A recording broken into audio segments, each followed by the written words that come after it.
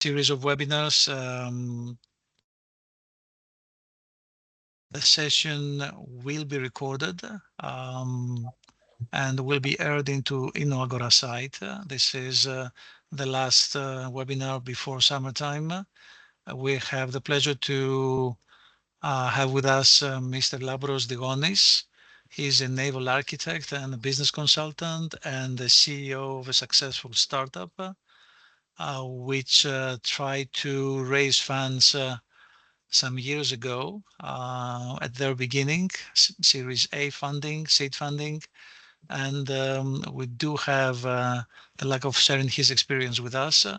Any questions you may have, you can always pose them through chat or you can keep it at the end. And we will give the floor to Labros. Labros, please go ahead. Thank you for being with us. Good afternoon, everybody. Thank you very much for sharing this meeting with me. I'm here to discuss about the business plan, how essential it is to raise funding. A few words about me first. I am a naval active marine engineer by education with a strong business background. I have served as CEO and Chief Operating Officer in multiple international companies. And at the same time, I've been a serial entrepreneur with a track record in various industries, including shipping, information technology, and biotechnology.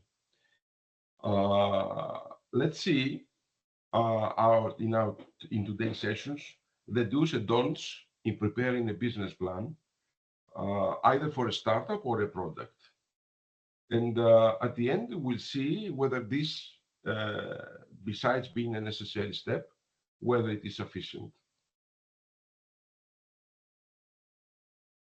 Business plan, for all us to know, is a dynamic snapshot at a certain point of time. Every day it changes, situation change, numbers change, and it's a dynamic situation that we have to cope with. It fits the business need at the time, but remember, not one size fits all is valid. It is realistic and implementable. That's the key set of characteristics of a business plan. The importance is without, it cannot be underestimated. It shows the character of the company or the product or the people behind it. First of all, it demonstrates preparedness, demonstrates a thorough research and plan of the business itself, communicates the vision, the mission, the business model, the market strategy, and the financial projections to potential investors. It builds credibility by its own existence. It shows a professionalism, a seriousness about the venture, and solid understanding of the market. Apart from this, it guides the conversation. It's a framework that will guide the discussions with its structure with the investors. But it has limitations. It depends on the execution. A great plan, no matter how great it is, it does not guarantee a successful execution. What is important behind it is the capability and the experience of the team to execute.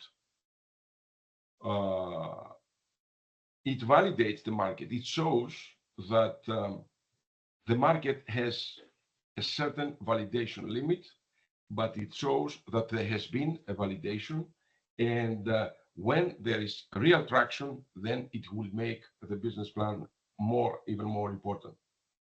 The market validation has to be shown to the investors by a working prototype, perhaps. That's an MVP, the minimum viable product of the product itself, or the company technology, or the proof of concept. That's the start of the journey to find funding.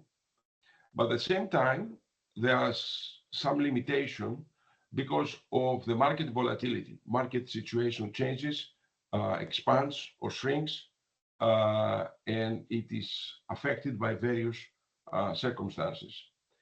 And at the same time, depending on the investor, there's a completely different preference and criteria for funding. Nothing is the same in the investors. Let's see what the investors look at in a business plan. First of all, they look how the team thinks. How detail-oriented is the team? How big the business plan shows that the market is. Is it important or sizable enough for me? What's the growth plan the team has articulated? The technology roadmap, in short and long term, targets, objectives, and milestones. Can the team or the company or the product itself build a sustainable competitive advantage? And last but not least, actually it's the most important for them, is how they will make money. For us to understand, the market is formed by 6 players. Us, the entrepreneurs, in most of the cases, need money.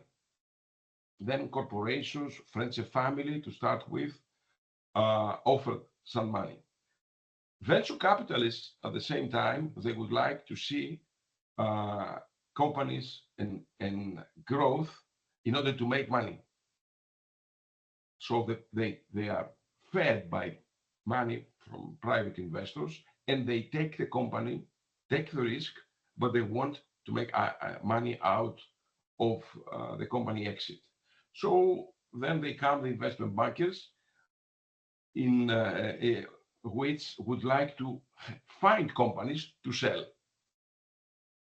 And the cycle is closed by the public, a public IPO perhaps, and other operations. So all these players are in a continuous dance, depending on what the qualities of the company, the size of the company, or the product and the promise it carries. Different players have been shown interest for it. So let's see the business plan, which we will break in 2 parts. One is the narrative, the description of the operations, a description of all the steps we will see, and then it's the financial plan. And let's see the do's, what we have to include. First of all, we have to do thorough research. In market analysis, we have to show that we understand the industry, the target market, and the competitors. The customer insights, we have to know, or we have to show that we know our potential customers, their needs, so our product fits these needs. Next, we have to show defined, clear objectives. We have to show our vision and mission, clearly articulate these and the company's values, but also the goals and milestones. We have to use SMART. SMART stands for specific, measurable, achievable, relevant, and time-bound goals. We have to be specific in what we ask. Normally, to give you an idea, this kind of narrative for the business plan is between 15 to 35 pages, with the median being around 20 pages. In most of the cases, it would be preferable to show a 5-year period where the first year is detailed per quarter, because we know a lot of information about the quarter and we can anticipate more clearly what will happen. The next year will be in halves, 2 semesters, and the other three normally are annual numbers. So that's an idea of how this is the size of it. We have to create a detailed financial plan, which means the revenue model. We have to clearly explain how we will make money, our product, our different variations, different product offerings, and so on. Then we have to have the budget and the forecast. We have to use realistic financial projections, including cash flow, profit and loss, and balance sheet statements. These are indispensable. We have to show our unique value proposition. This means that we have to highlight our product and how this differentiates itself from the competition. Why would someone buy this product? This is very, very important, that not only we know, but the product will have viability in the market. Next, we have to develop a strong marketing strategy.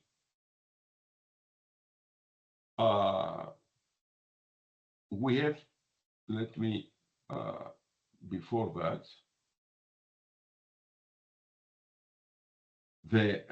remember that a visually appealing document is what matters, because otherwise the clutter or unreadability affects the investor's decision. Just for this, this is an overview with objective and visual appeal. You see how one of the business plan will look like. These are the SMART goals, short-term goals, how these are structured, what do we do about these on long-term goals. And then all these go into a strong marketing strategy. This strong marketing strategy, we have to show that the target audience is clear, is defined, and we describe how we plan to reach them. And how means also the channels and tactics. We have to outline the marketing channels, the tactics to attract and retain customers. For how long are these one-off or not, and how this will grow the product of the company. We have to talk a lot about the management team. We have to talk about the experience and the skills, the background, the expertise, the track record of the team members, and what role they will play in the company, and the responsibilities. How the team will show that they complete the spectrum of the abilities, of the skill sets that are required for the company to execute and grow. On the execution then, we have to show an operational plan. We have to show how we will produce and deliver our product, what are the milestones, timeline with key milestones we have to prepare and show. And also, last but not least, discuss about risks, risk analysis, risk management, how we will handle situations that are not necessarily foreseen, and what kind of mitigation strategies we shall have. To give you an idea, risk factors, variables that affect our product or service, working capital, and how we will deal with that. And this is the competition, the market, how we analyze the industry, the target customer segments, and the competition. So this gives you a clear idea of what we have to do. We have to include in the narrative what we definitely not need to do, is to underestimate revenues, first of all.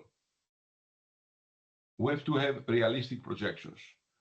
Any optimistic revenue projections are very easily spotted, and we have to make sure that realistic assumptions are our basis. On the other hand, do not underestimate costs. Our budgeting has to include all potential expenses, marketing, salaries, operational costs, variable costs for the product in the distribution, and so on. That's very important, that everything we put there is realistic. We don't need to be vague. Actually, that will work against us. Vague statements are a red flag. The competition, the analysis of the competition, the SWOT analysis is important, and we have to include, as we showed before, we have to include an executive summary and a conclusion at the end. We have to take care of all legal considerations and tax considerations. Every product, depending on the geography that is intended to serve, has different consequences in terms of tax, in terms of legal conditions that have to be filled, and so on. We don't use jargon. We have to be to address this document for the average reader, the average investor. We have sometimes we don't need to be afraid of proofreading the business plan. The more eyes see, the better it is. External feedback is always useful, and the conclusion with the key points and the value proposition once more reminds the reader of what was included there. So that's important about the narrative. On the financial model, on the other hand, has a completely different logic about what we do and what we don't. What we do is we have to have a clear and consistent formatting. We have to these standardized layouts means consistent fonts, colors, styles to make the model easy to read and navigate, labels and headings clearly shown in rows and columns and so on. Realistic assumptions on everything, justifiable assumptions, revenue growth, expenses, other financial metrics, and with in most of the cases, it's a must to include a document assumptions worksheet that clearly explains all the assumptions used in the model and navigates them how to use it. The relevant financial statements that need to be included are the income statement, the profit and loss, the balance sheet, and the cash flow statements. We have to build in flexibility. For example, adjustable parameters need to be easily adjusted of the key assumptions to test different scenarios. In scenario analysis, which is nice to have, include the best case, worst case, most likely scenarios to show potential viability in the outcomes. Here is, for example, a table of contents on an Excel workbook. Say the intro, this is what is done there, go to the worksheet. So it's an easy navigation plan, how to use this workbook. These are the steps. First, we do answer questions, input data, review outcomes, and so on. So the organization map is important. And here you see how we parameterize assumptions, depending on the business plan, different structure for the revenues assumptions or the expenses assumptions may be necessary. But for sure, the P&L, the balance sheets, and the cash flow statements need to be included, so everybody has a quick navigation and a quick look to all financial statements at once. Lavros, if I may make a small addition. Yeah. What you say is very important, because the reason of having the business plan ready and being easily mobilized to play with, it's a flexibility that you offer to your investor to stress the plan and change your assumptions, and see how, by stressing your plan, the end result is to his appreciation.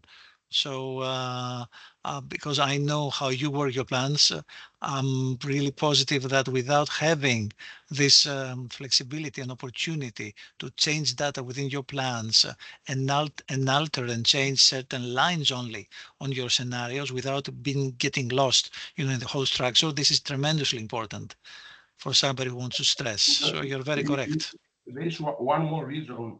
It's not only helps you to change scenarios, but because you are always necessary to go into the drawing board and control the numbers, try different scenarios, and so on. You have to have all this data organized. Otherwise, you get lost. The worksheet or workbook looks very rigid, and it won't help you, and you have to redo it. So you have to plan in the beginning, like when we write a Word document, we have to decide about the styling, the fonts, and so on in the beginning, or the paragraph titles and so on. That's very important. You do the organization work first, and then you add the numbers in every workbook. But it helps you, and it helps the investor afterwards, because you can easily present the scenarios, like like here. Sorry, guided to for all usage, input guidance, input instructions, 1, 2, 3 here, where the values are enterable, then they have to have a different, certain color, whatever you decide, but they have to be consistent across the workbook. So everybody knows that when they see a yellow box, for example, or blue box or whatever, that's reserved for input. And the worksheet is locked for the calculations, for the formulas, and so on. These are housekeeping work, but it has to be done, and it saves time in the long run. You have also to include the summary, how you collect all the data and present the summary, and present scenarios. These are the scenarios: baseline, project summary, investor summary, pessimistic, optimistic, high results, sensitivity analysis for different parameters that are important, and they change the end result when each one maybe becomes different, and so on. So that these are steps that we need to take and to design in advance. We need to include in this, after we show the general navigation and organization, we need to have error checking tools. This means that we have to build Excel function like if error, conditional formatting, just to catch the errors. We have to have someone with knowledge to review the model for accuracy, completeness, and so on. Include visual aids, that's indispensable, charts and graphs, these and tables to make complex data more understandable, summarization, for example. A dashboard, a summary dashboard for quick insights into key metrics that then we show the key elements.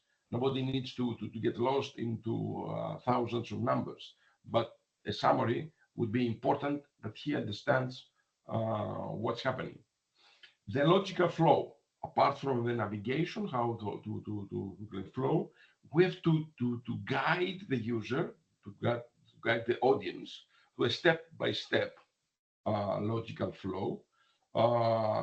And we have to ensure that the model flows logically from assumptions to calculations to financial statements. That's the flow. We have to assumptions, revenues, and expenses, and whatever is necessary for this. Then we do the calculations, and then we summarize. We summarize in tables, in graphs, and so on. Links. We have to have links to update scenarios, or we have the master input table somewhere which feeds with data other worksheets, but this have to be in a structured way. As I said before, the business plan is a snapshot at a specific point of time, like it is the balance sheet. The balance sheet is exactly that, a snapshot. Whatever says the balance sheet is valid 31st of December or 30th of June, not the next day, because everything would might change. So we have to visit that regularly. We have to do that anyway, because things change, and we have to make data current. We have to update the model currently, regularly, with actual financial data to compare projections with reality. We have to improve all the time. Here, for example, that's the visual aid, product portfolio development. You see that for each year we do this, and this is a visual that makes the reader understand what is will be happening across time.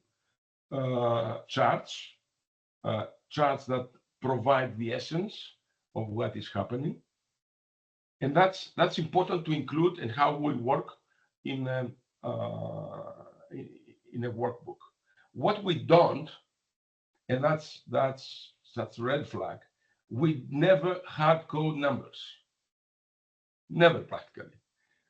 Static values, then you don't easily find. On the other hand, links with different worksheets or workbooks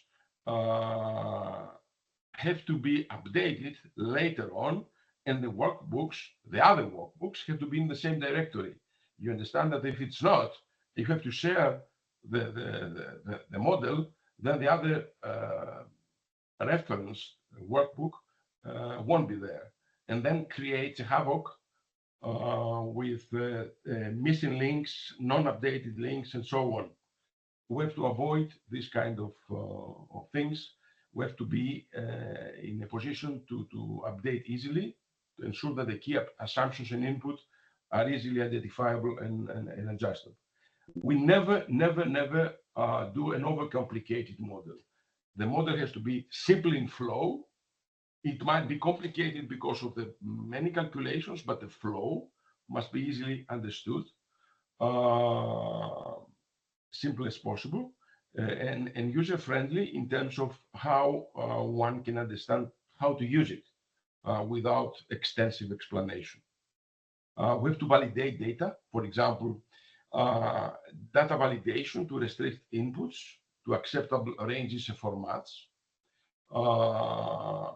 And we have to ensure that the data are consistent, same unit, in same size of number, same order of magnitude, and so on, to avoid errors. We don't neglect sensitivity analysis. Like we saw before, we check the sensitivity of important variables. We identify which variables have the most impact on outcomes, and we test this sensitivity. And this helps the investor, the potential investor, to understand the risks and get prepared for that. We have to back up. We have to have version control and change the log and keep a log of changes that have been made to track the adjustments and their impact, what we've done there, what has changed, and what we do. We don't assume linear growth. Very, very, very important. That's a very common mistake for early startups with inexperienced managers, that they see that everything goes linear. Their revenues, sometimes not their expenses, and so on. Nothing goes linear. So this needs a lot of thinking about. We have to see different growth phases and revenue and cost patterns, how these change over time. Key metrics, KPIs. KPI stands for key performance indicators that we have to embed in order to monitor the performance. For example, sales per user, or acquisition cost per user, and so on, or lifetime value of customers, or ratios, especially the financial ratios like gross margin, net profit margin, return on investments, and so on. That's important to give you a complete idea of what is being said there, and that whoever wrote this knows exactly what he's talking about. And last but not least, do not neglect the audience. We have to tailor this to the stakeholders. We have to tailor this to the people that are interested in principle in what we have to say. And the model has to be clear. Good. Now we show what to include in the narrative of the business plan, but also how we structure the financial plan. All right, but is this enough to secure funding? Unfortunately, if it was, everybody would have secured funding, but funds are a scarce commodity, so we have to do more. The journey is continuous. Let us understand how the perspective of the investor about a company here. Each investor need to understand, depending on the phase of growth the company is, what are the key risks, and we need to consider these ourselves to understand how we implement mitigation strategies. In the pre-seed and early stages, which is pretty early, and we, in this case, we get money from friends and family, from our money in the in the bank. There is a technical risk. The risk that the product will never be created because of technology issues, of not completeness of the team, lack of the key guru that will do. And then this is alleviated when we provide an MVP or a proof of concept and so on. After they get this risk over, in the seed stage, they have the risk of the market. Right? Is somebody interested in buying this? Okay, we have to validate the product. We have to go into a client and see whether somebody wants to buy it. When the company progresses, the go-to-market means scaling, and show big traction is important, is the risk that is being calculated. In Series B, how you expand, and Series C and beyond is what has been created, the company having a robust culture. So different risks depending on the phase are important on this. So for us, the message is that the business plan is only just a crucial element of the puzzle. Additional factors build credibility to this. For example, the founding team. The investors often bet on the team. A strong, experienced, and passionate founding team can outweigh the other considerations, other fears they have. A diverse team with complementary skills is often seen as more capable of navigating challenges than another team that it has to seek for talent elsewhere. Traction and metrics. Early success, for example, demonstrating early traction, even if modest, such as user sign-ups, partnerships, or initial sales, can be persuasive to the investor. KPIs, key performance indicators or relevance to the business, have to show positive trends. Network and relationships. Okay. Warm introductions through our network can significantly enhance our chances to get money. Investor relations, building relations with potential investors before formally seeking fund for them can lead to better outcomes. Our pitch, we have to have a compelling story, a compelling pitch that tells a story and emotionally engages investors. This can complement our business plan and enhance our possibilities. Clarity and confidence. If we present our business plan clearly and with confidence, we can make a strong impression. So we see that all these create a journey long. It's not a short journey. And we always be looking for the best fit business plan. Nothing fits all. So the best fit, we have to seek all the time and improve. That's all I wanted to say. I hope that didn't take a lot of your time and I offered some insights in what we have to do from a business point standpoint. Any questions? It's a question, Lavros, and thank you very much for explaining thoroughly what has to be done and what has not to be done. How is a product business plan different from a company's? Well, in essence, they are the same. They describe a growth. They are describing same parameters, but in a company as business plan, we have to say a little more things about how the company is structured, about how the team is structured there, about values of the company, vision and mission, because a product might be only a subset of what the company does.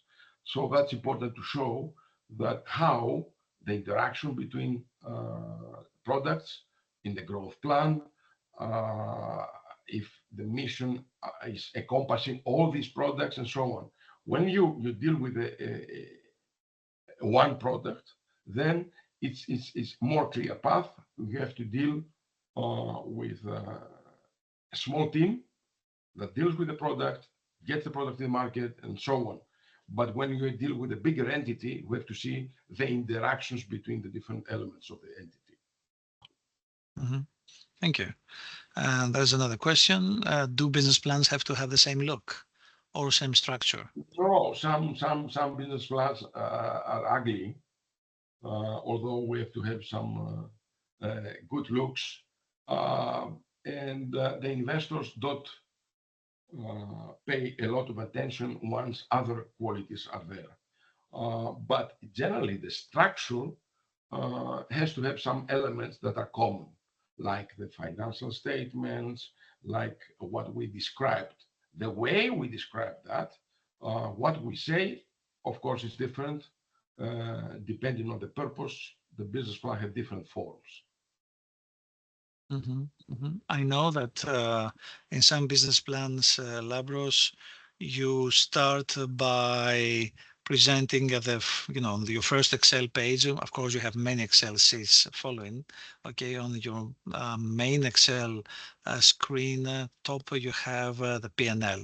So you start from the P&L and then you go to the expenses side because that's the second level of interest. I mean, first the investor eye will take a look on whether you make a profit or a loss, and then on the other lines, why you're making loss and what are your costs, and then you go with the cash flow. Or you prefer to choose another series of presentation? What has to be first glance, what has to be second glance as a storytelling? Because you mentioned storytelling to the investor is something nice to follow. Our compelling story has to show first the summary results. The summary results actually P&L. the summary results, the summary P&L, the summary. Yes. So that summary entices the investor to see more detail. Then it comes the detail from the P&L, then the balance sheet, and then the cash flow. So you present the financial statements after discussing on the big numbers, on the big picture, and then you go into detail. You don't go into detail immediately. We have to discuss about the big picture. You discuss about the team first, the summary of the main items, and then you go into detail. Normally, this is the way it goes. Before you go into next stages where an interest from the investor has been expressed, and then they take the following steps. Okay. Thank you. There is a question at the end of the day, besides business plan and other elements of the puzzle, as you said, to secure funding, what else do we have to do? Well, what we described is the basic elements that we have to do to secure. We cannot live without them, but the more we can have, the better sometimes. To give you an example, a fellow investor introduction, a warm introduction from a fellow investor to our investor, that is fantastic. That is something that can be catalytic in our effort to secure funding, because they will have the support and the evidence of a third party. That's something that we if it would have, it would be important. Also, we have to be prepared, actually very well prepared, to go for a cold outreach to seek investors in pools, because we don't always try to target one investor at a time. We have to follow a campaign to attract fund. As it happens, it's statistical reasons. You have to approach many in order to increase the probability that you find fund. Also remember not to ask for an NDA, these investors, because they don't really like it. But at the end of the day, actually, what's important is that they get the feeling that everything is 1,000% under control. So the management team executes under whatever circumstances. So if they get this feeling, then I think it's a done deal, because this is exactly what they need to feel from all these things we described, that the team will execute under any circumstances. Nothing else matters. That matters most of all. Yeah. All right.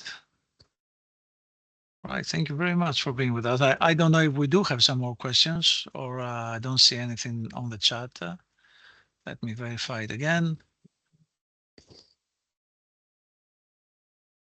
Nevertheless, this video will be on air on InnoAgora session. Right. I see no other questions. I don't know if you want to add up something, because you had many notions to just a simple business plan idea formulation, which is not the case. So That's a simple business plan. It has yeah, to include all I this know. stuff. Angelos is writing something.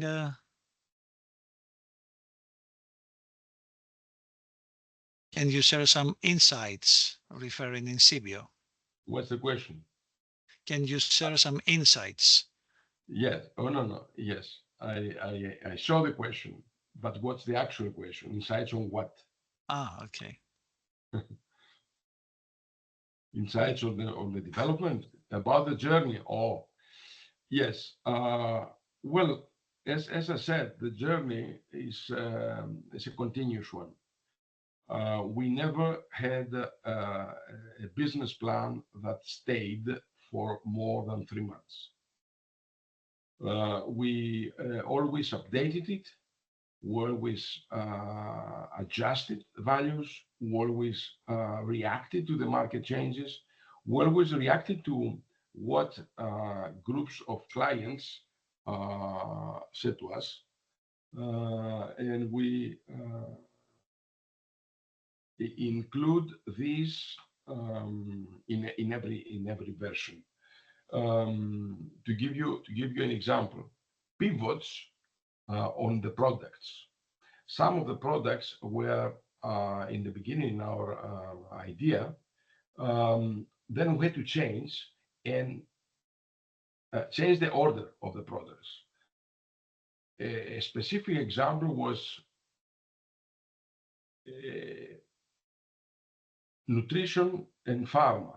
Pharma, although we had quite a few research papers that were successful, and we had created products that were sought by clients, and then we saw that these clients pool we cannot easily expand because we are a startup. So we had to seek another path that would do faster penetration, because navigating big companies was and is a very difficult problem to solve for small companies.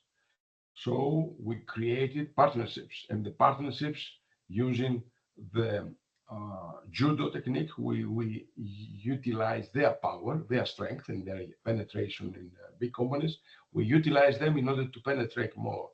So this kind of changes affected the business plan and affected our moves in the Incipio journey, which continues, by the way.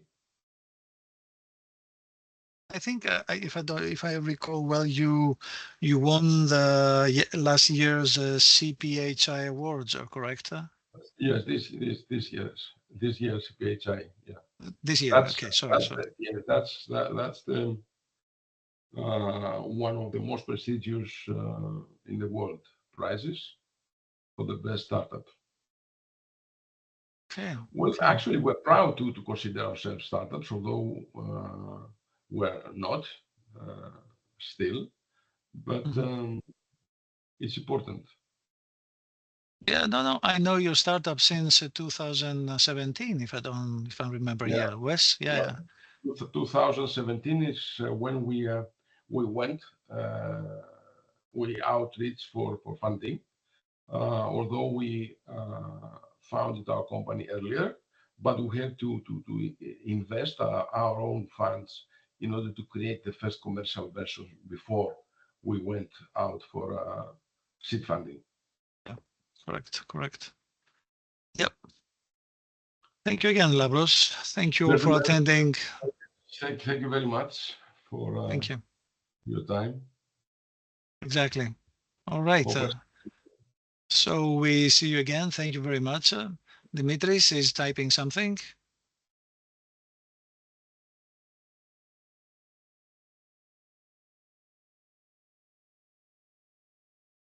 we can share the, yeah, a very informative seminar. Okay. Thank you very much, guys. Dimitris. Thank you very much. Thank you. Bye-bye. Hands on. Thank you. Bye-bye.